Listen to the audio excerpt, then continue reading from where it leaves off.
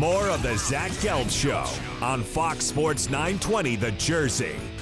You know how much I love Kevin Burkhardt. If you were listening to the show during the World Series, the job he did with Pete Rose, A-Rod, and company was just really good. Really, really good job during the World Series. And yesterday, he did a sensational job calling the Eagles' loss to the Washington Redskins in Philadelphia. Now joining us, NFL play-by-play man for Fox. Also does a great job with their MLB coverage, and that's KB, Kevin Burkhardt, who joins us right now on the Zach Gelb Show, Fox Sports 920 The Jersey. Kevin, appreciate a few minutes, and how are you? I'm great, Zach. How you doing, brother? I'm doing great. I can't complain. Yesterday, though, when you were calling the game, and I love the job that you did with John Lynch yesterday, we saw just a disgusting hit, in my opinion, with DeShazer Everett on what you saw in Darren Sproles. You know how much Sproles means to the Philadelphia Eagles. What was your reaction to seeing that hit yesterday? Well, I mean, first of all, I appreciate the comment on the broadcast, but I mean, there's a couple things on it.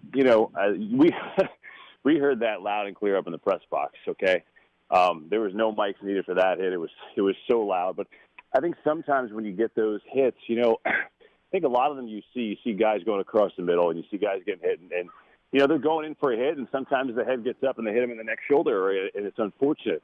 I thought that yesterday he really went in with the intent to hurt him. I mean, it was pretty blatant. I thought he went right in. Sproles was, a defensive player preparing to receive the punt, and he just launched himself right at his head. There was no, a lot of times you see it when a player is lunging, or sometimes the receiver will catch a ball and then kind of duck down, and there's nothing the defender can do. That time, I thought it was pretty vicious. And I was surprised there wasn't an ejection, and maybe he does get a suspension. What do you think the league's going to do with this?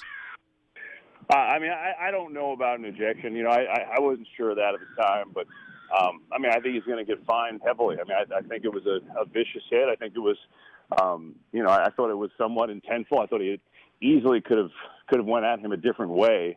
And I know Darren Sproles is 5'6". You say, well, he's not that big, doesn't have that big of a target, but look, he's going to get fined. He got flagged for 15 yards. It was obvious he could have really hurt him, and he's going to get fined heavily, I would expect. Kevin Burkhardt with us right now, NFL play-by-play man for Fox. Did the game yesterday. Eagles lose to the Washington Redskins. A big thing we were looking at and talking about before the game was what would the effort look like by the Philadelphia Eagles, because we know they had a really poor game against the Bengals, being down 29-0 to a Bengals team that's just not that good this year. When you had meetings with the Eagles leading up to your broadcast, what was that conversation like when the word effort came up with the Eagles brass that you talked to? Well, first of all, Doug Peterson didn't shy away from it. I think he would have liked to. I think he would have liked to have it come out in the media a little differently than it did. The way it came out, with Howard Eskin kind of growing him on it, and it came out kind of awkward. But he didn't back off when we talked to him. He was dead set on the guys weren't playing, and you know what? John Lynch agreed. He said, watching the tape, it's not like guys were tanking or quitting. He said, but there were definitely plays where you could look where guys weren't finishing, and he said. That's certainly different than quitting, but you got that's not acceptable in the NFL. So I think if you watch yesterday, look, I know if you're an Eagles fan, you're mad because you let it slip away and you had a chance in the end there for the kid to pull it out. But I don't see how you can't at least appreciate your head coach and your quarterback after yesterday. I think very clearly they played very, very hard yesterday. They gave a great effort. I thought it was just a great football game, back and forth. And I thought that Wentz, after a month of really not playing too well, I thought he played an exceptional game. He had the pick in the end zone, but he threw a touchdown the play before that Jordan Matthews couldn't get the foot in, and I thought he was just awesome. And obviously the last play, not his fault. He had a split second of throw and he got crushed. So, I think if you're looking at positives, I think that's it. They came out and played hard for their head coach yesterday. No doubt about it, and the coach was appreciative of it after the game, saying that he saw max effort on the field. And really, when you look at this team, if we're just being honest and transparent, they don't have a lot of talent right now. And this is a game that if Howie does his job correctly, they'll probably win it next year. They're just not ready to win a game like that, what we saw yesterday. So with Wentz, you've seen him a few times this year. I think they have the real deal. He was impressive yesterday, like you said. Well, give me your report, your analysis on him and what you've seen out of Carson Wentz so far this year with the lack of talent around him. Yeah, I really, really like him. I think he's going to be a star. Again, I defer to John Lynch to have a Hall of Famer, hopefully sitting next to me at safety, and I always ask him, what I think and see if I'm way off base, and he agrees. And I think there's a lot to like about him. I mean, first of all, he played in a pro-style offense at college, and I think that's pretty evident. You could see it. He's comfortable with play action. He's comfortable under center. He's comfortable with whatever you do. Yesterday, more so than any time this year, he's getting better and better. His escapability was incredible yesterday. His ability to get out of sacks and spin away and create time. The issue is that when he created time, there was nobody open downfield. He had one play when he had Burton open. It was a crazy play, and Burton was on the other side of the field, and Wentz spun around and just didn't set his feet long enough, just couldn't get it down to him. But other than that, when he's rolling out, they just haven't had the downfield threats, the guys that kind of release. I really like him. I think he's got the head. I think he's got the arm, and I think he's got the chops to play in Philadelphia. Look, it's clear. Their offensive line is so banged up. That's number one, okay? And they don't have the weapons. They have one bona fide receiver, Jordan Matthews, who I think is an excellent slot receiver, but that's what he is. He's not a number one, and if you give him a couple – can you imagine if he had DeSean Jackson, what that would do? Just look what it does for the Redskins. So I really think they're in good position going forward. And I think this year, Zach, was quite simple. You brought a new head coach. You knew you had a rookie quarterback. You were purging Chip Kelly. That's what you were doing. And so the roster, that purge started, and they've got a draft pick in every round, even though they traded away the farm to get their quarterback. They're in good position. I mean, I think, they've got to draft well this year, but I think they've got to go out and sign a wide receiver and a cornerback to come in and help the secondary. But I think they're in pretty good position to make a jump next year and be a playoff team. No question, and I love that you bring up DeSean Jackson, because I know when he had that 80-yard touchdown yesterday, every Eagle fan was thinking, I would love to have that guy back. And you saw the Schefter report saying that Jackson was intrigued. If I'm the Eagles, Kevin, if they could get the right deal and not have to commit too many years, if they get a nice little 3-year deal for DeSean Jackson, I think it's a no-brainer, because I don't think DeSean Jackson ever wanted to leave Philadelphia. It was just that the Chip Kelly era here was such a disappointment. No, I think he wants to come back, and I think it would be a no-brainer. I think he'd fit great. I mean, you just look at what he does. Yes, yesterday he had a huge day, but there are days when he'll catch one ball, but it's just the fact that you have to respect it. Defenses and safeties, and they just squat on the Eagles, within 10 yards because they don't think anybody's getting by them, and they aren't getting by them. So, that is the thing that does. It just changes the dynamic. I think I would not be shocked. Go and get DeSean Jackson, maybe even another veteran, type possession wide receiver to bring in, and then go draft. I think that's going to be their plan. They know they need help there. They know they need help on the offensive line and at cornerback. But again, I don't think they're that far away. I really don't. I think the biggest thing is they've got a coach that the owner likes, and I think is a pretty good coach. Look, he's made some mistakes this year, but I think he's a good choice. And they've got their quarterback. I don't think there's any question about that. So if you've got those two, and they've got some pieces in place, you can move forward. And I think that's where they're set up right now. What is it specifically that you like so much about Doug Peterson? I just think he's a good leader of men. I think, look, there's a couple things here. He has played and coached under legends. I mean, he is. You're talking about the guy. Don Shula in Miami. He's played with Favre and all these. So he's played with and behind, and he's coached with, tremendous head coaches. So he's got this pedigree, and he played in the league for a long, long time. He's got this pedigree that I think is great. I think he really relates to players. I think he understands what it's like to be a player. That is a huge deal. Has he made some mistakes? He's had a couple challenges that are questionable this year. Yes. Has he been maybe a little overzealous sometimes on fourth down? Maybe, earlier the game against the Giants, but if they convert that, nobody's talking about that.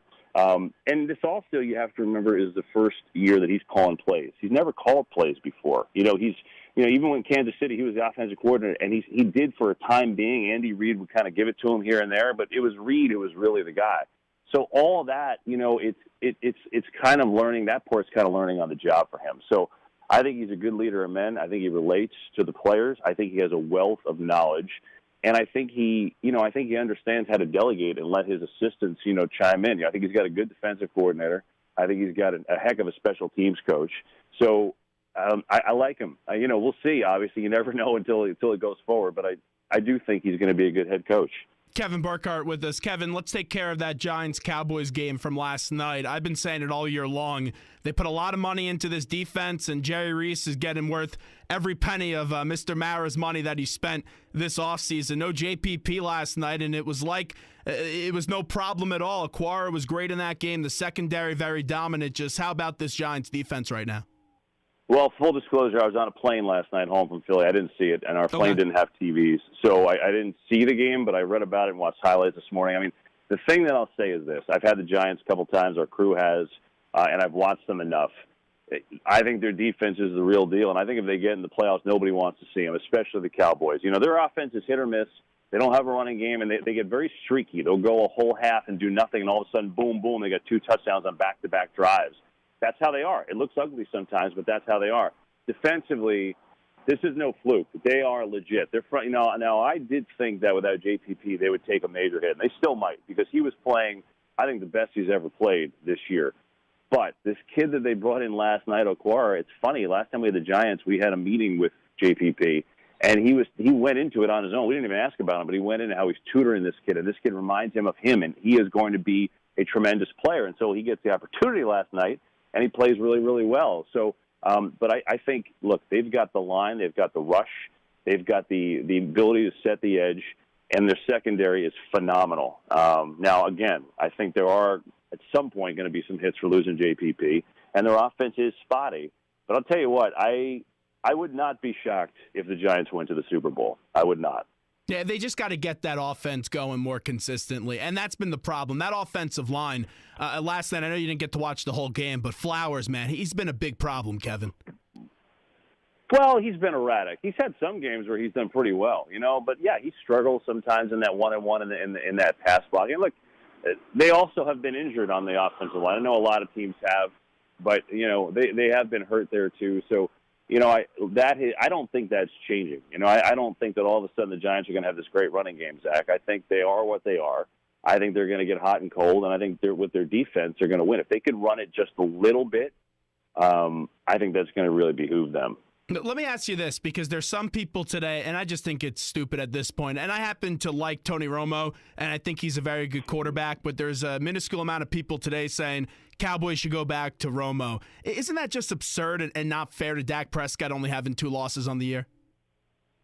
I don't think it's absurd at all. I mean, why? I would not go back to Tony Romo right now. I mean, the kid has had a great year. He has struggled the last couple of games. He hasn't been great, but I'm not taking him out right now after losing 2 games.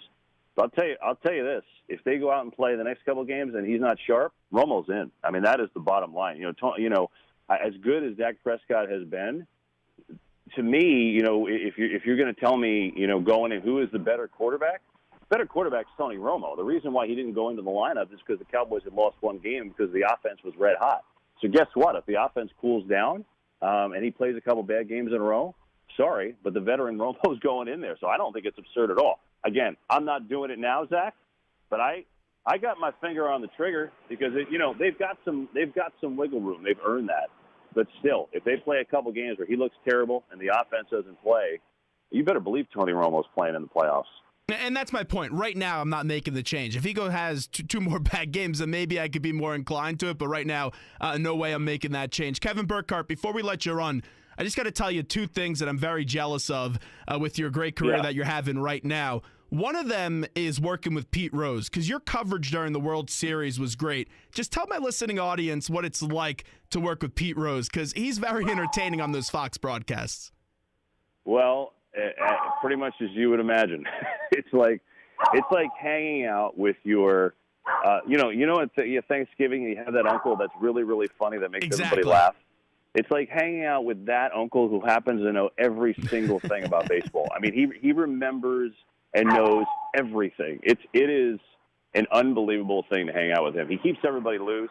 We're always loose doing the shows because him. We're about to go on and he cracks a joke and we all die laughing and then we start. And it is the best. I mean, it's. I was excited when they told us that we were getting him, but I never in my wildest dreams thought it would be as fun as it's been. He has just been awesome to be around. Matter of fact, he texted me yesterday and said that he was enjoying the broadcast as he watched the Eagles game. So there you go. He's a huge football fan. And last one for you. The other thing I'm very jealous about is these meetings that you get and the access and your preparation before the games on the Fox broadcast. Everyone knows when you have a game, you get to meet with some of the coaches and some of the players. Who have been some of the better, and I know there's a lot, but who have been some of the better players and coaches that you've been able to sit down and interact with in this job? Boy, I honestly, 95% of the guys that we meet are really good and give us the time and the access, and it's invaluable because, it's a little look into them, into what they're about, what makes them tick, their thinking. So, instead of just doing the game and, just criticizing, you kind of at least know what their thought process is, and you can relay that. That's number one. Two, I think it gives you a little taste of their personality. Some guys you really get a sense of why they're leaders or why they're this or what makes them go. And then the other thing is straight up insight. A lot of the coaches are great, and they'll give us some really good tips of what to look for on Sunday. So, it obviously, we watch what's unfolding in front of us anyway, but it helps us if coach says, hey, we're really going to do this and watch for this. It hasn't been in the media at all, and obviously we're not going to put it out there until the game starts, but it just, in terms of making us smarter, it makes us smarter. So I think it serves on all. It's a great thing for us. It's very fortunate. We try and bring that to the broadcast. When we tell, when we tell stories, or when we try and bring a lot of those things to the broadcast to kind of personalize that. So hopefully the fans at home can get to know these guys a little bit better. That's kind of the point of it too. Hey, Kevin, I appreciate the time. I think you have a friend at home. Your dog either has to go to the bathroom or get a treat. So I appreciate it right now. Thanks for a few minutes. All right, Zach. See you, buddy. Thanks so much. There's Kevin Burkhardt. In the beginning of the interview, I heard some kind of bird, and then at the end, you hear some kind of dog barking in the background. Get that dog a treat, Kevin Burkhardt. Really good stuff with him.